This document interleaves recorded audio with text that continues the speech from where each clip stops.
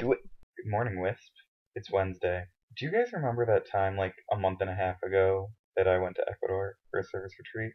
Ever since I got back from that, I've been meaning to post a video about it, but due to either technical problems or me being busy or me just being lazy, honestly, I never really got around to doing it. So I'm making up for that now, and here is my vlog about Ecuador. I've actually tried to make this video before, but it was very unorganized and all over the place. So this time I'm going to present it in a more orderly fashion. So here are my top 10 things that you need to know about my Ecuador trip. Number 10.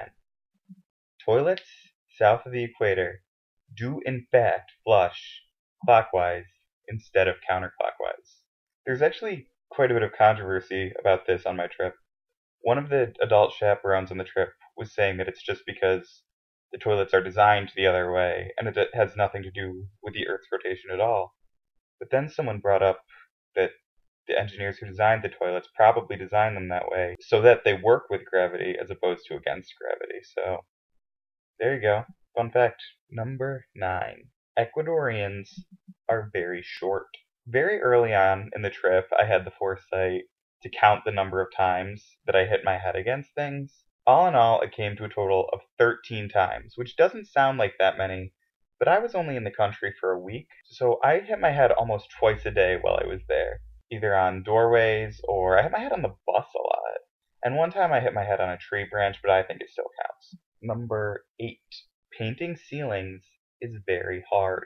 This one doesn't actually have anything to do about Ecuador, but I still learned it while I was there, so I think it counts. The organization that we were working with while we were in Ecuador, we agreed to just do whatever work they needed us to do, which at one point was like washing books, which is a really weird job, but another day they asked us to paint the walls and the ceilings. Painting walls wasn't that bad. I've painted things before, but painting ceilings with the rolly things is really hard, and the paint just keeps dripping down on you, and I had tons of paint in my hair, and it was annoying, and I didn't like it.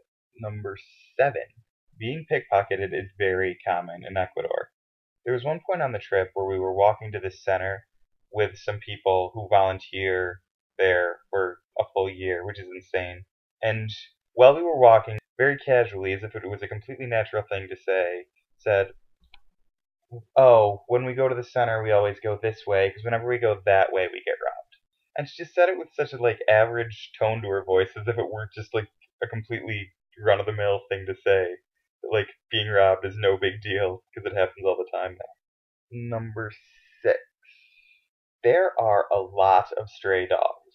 People have always told me that the number of dogs without homes outnumber the number of dogs with homes, and I've always thought that was weird because on a daily basis, most of the dogs you see have homes. I mean, if you go to like a dog adoption center, then obviously that's different. But in Ecuador, there are stray dogs everywhere, and even some of the dogs that like people own, they're trying to get rid of. There was one day that we went to a shopping center with tons of stores to buy all kinds of things, and one man there was selling little puppies, and he was selling them for like $20.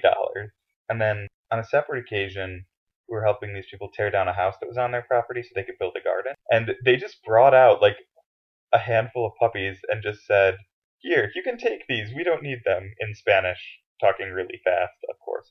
I really wanted to take one too, but I didn't think it would be easy to get back in the country. Number 5. The mall in Quito, Ecuador, for lack of a better term, is very American. Most of the places that we went in Ecuador, prices were like incredibly cheap, and it was really easy to buy things. And there were never like really long lines for anything. In the mall, it was nothing like that. Everything in the mall was like just like a mall in America would be, apart from the fact that everyone was speaking Spanish. So everything there was overpriced like it is in America, and there were lines to get into things like there are in America. And there were even fast food places like they have in America, like KFC and McDonald's just sitting in the food court in Quito. Number 4. Safety is not a very big concern to people in Ecuador. There are very few safety restrictions wherever you go. There was one point that we climbed this church, it's called the Basilica, and the church just goes on for ages and ages, and you just climb higher and higher and higher. And eventually we got to the top of the church. And at the top of the church, there's like this little tower that you can just stand in and you can see all around it. And just in every direction, there's just amazing scenery and it was wonderful. But like, there was nothing preventing you from falling off. Like, there was just like a little like knee-high wall that you could easily fall over and just it would be disastrous if you fell off. And that was really kind of special. Like in America you don't get that kind of thing because people are so worried about being sued, I think, that like they just have to make sure that nobody gets hurt on their property at all because otherwise they will get sued for it. But in Ecuador that's not a bit as big of a concern apparently. So they don't have to have, big warning signs everywhere and big gates that are supposed to prevent you from falling off, but really just ruin the experience. So although it's probably more dangerous because of the lack of safety, I actually preferred it that way. Number three, child labor is not always a bad thing. One of the first things they told us when we got there was the majority of the families, 15 to 85% of their income comes exclusively from the kids working.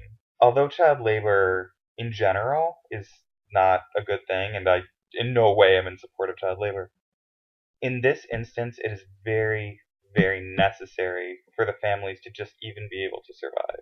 Number two, just because someone is uneducated, that does not mean that they are stupid. The place that we were volunteering at has a school where the kids are expected to learn up to a certain grade level.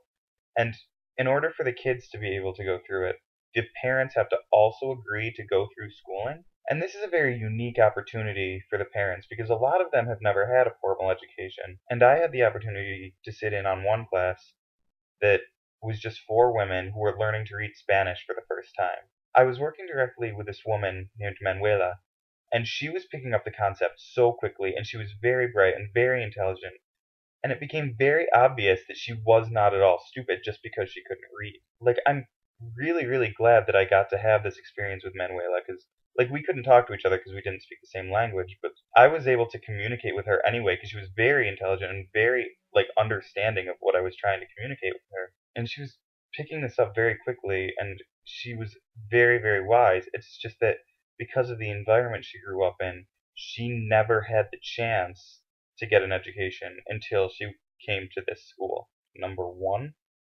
I am privileged. One of the last things that we did while we were there was we went to the homes of a few people who lived there. And the house that really stood out to me, and I think everyone, was there was one house that was literally just like a small square. It was like just like a little box that these people were living in. Like literally smaller than the room that I'm in right now. The house was occupied just by two women and two children, and there was nothing in the house at all except for two beds and a TV because that's all that they had space for. It was very, very eye opening because these people couldn't afford anything better than this small apartment they paid $100 for rent for every month and $100 for utilities. And it was a really, really eye opening experience because I saw how much I have compared to these women. Like you always see on the news the people who live in foreign countries who don't have anything, but seeing it firsthand was a really, really powerful experience and I feel really blessed for the opportunity to have seen it. Not just that, but everything that I got to do in Ecuador was really fantastic. And I wouldn't have traded my experience in that country for the world. Megan, I'll see you tomorrow.